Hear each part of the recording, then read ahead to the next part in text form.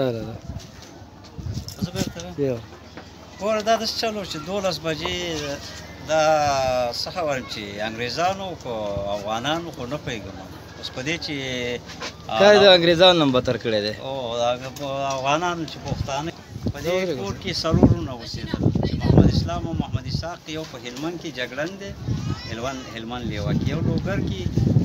ضابط دی غالبا او دا کور د څلورونو چې دوه ورونه دلته د کور د حفاظت دپاره او دغه دهقاني کوله دې ځای کې مزدوري کوله دې ټول کامې ته معلوم دی داسې نه چې اوس هر څوک ورته شی تړي خو دا به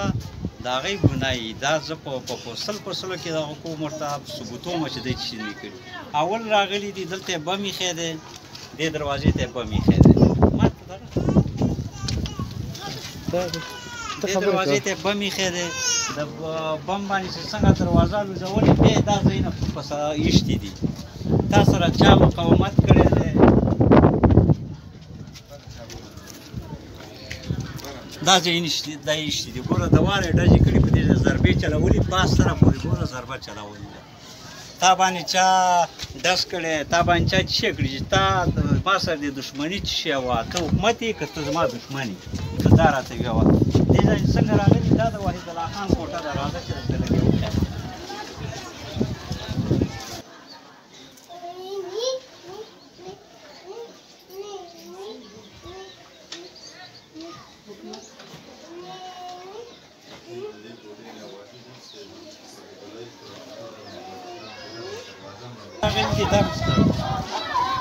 دا کوټه د محمد اسلام ده ها تاسو لږ دروازه شئ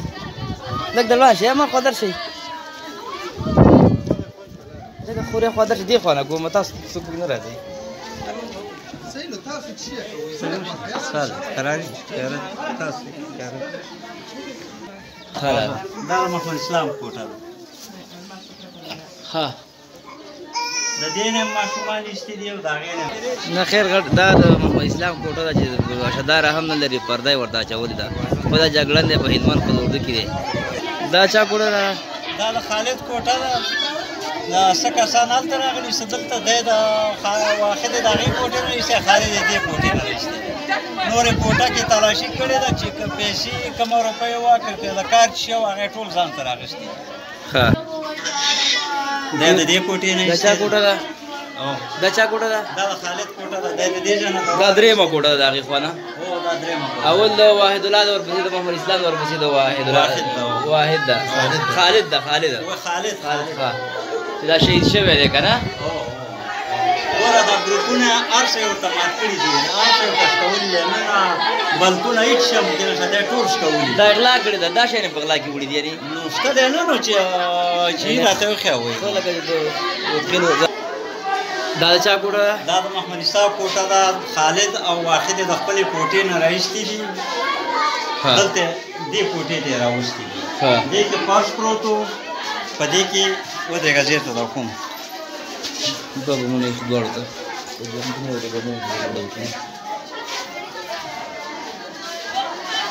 دا داسې بمونه یې پکې ایښي چې دا ټوله کوټه یې ورته درس کړې ټوله یې ورته دغه کړې سورۍ ده ورونو دا د پرشو د مرمیو غوږ کې ده زه درته وایم په دې ته غوږ کې ده دې خوا غوږ کې ده دې ته یې دواړه راوستي دي خالد او واحد زنانه یې د کور نه ټول ایستي دي ځئ وړو زنانه یې د کور نه ټول ایستي دي باندې په سره کې کېنولي دي دا دواړه دې کوټې ته راوستي دي مټې یې پرې تړلي دي دغه ته یې دواړه کېنولي دواړو لاندې بمونه ایښي دي قدرمنو دا د بمونو کندې وګوره چې په پوخ فرش کې یې کړي دي دا د وینو دا وینې دي دا فرش ټول سوځېدلی دی هغه پاس سره پورې وینې دا وینې دي ورونو دا وګورئ دا وګورئ دا وحشت دی جهالت دی دا دیموکراسي دا دا مردګاوي دا څه دی د دې پکې حالات تاسو وګورئ دا ټول سورې دا وګوره وینې به پرتې دي بره چپ بدلې دا د ماشومان د مکتب تخته ده په دې باندې اوس څه لیکل کېږي ها دا هغه توشک دی چې د دی لاندې پروت دی به مې ورته ایښی دا هغه توشک دی دی حالات دی دې ته وګورئ تاسو اوس وګورئ تاسو دا وګورئ په شینوارو اچین کې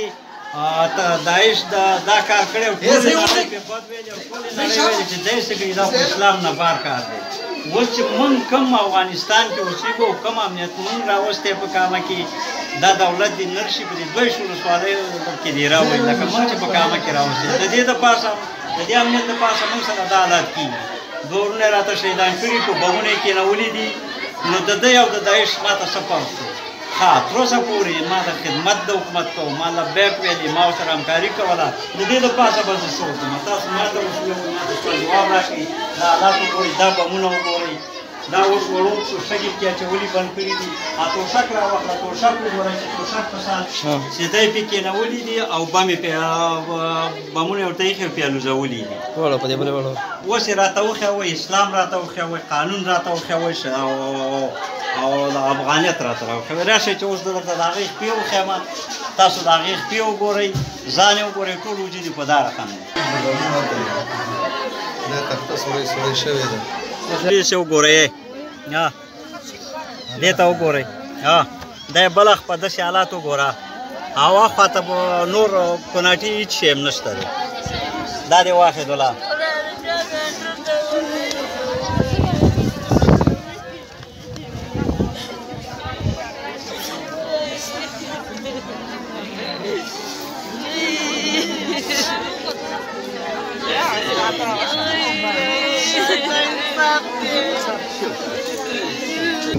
دا د خالد او د واحد الله چې دوه ورونه دا کور دی دا د کور د غریبۍ حالت دا کنډر ګوري دا د کور بل دیوال دی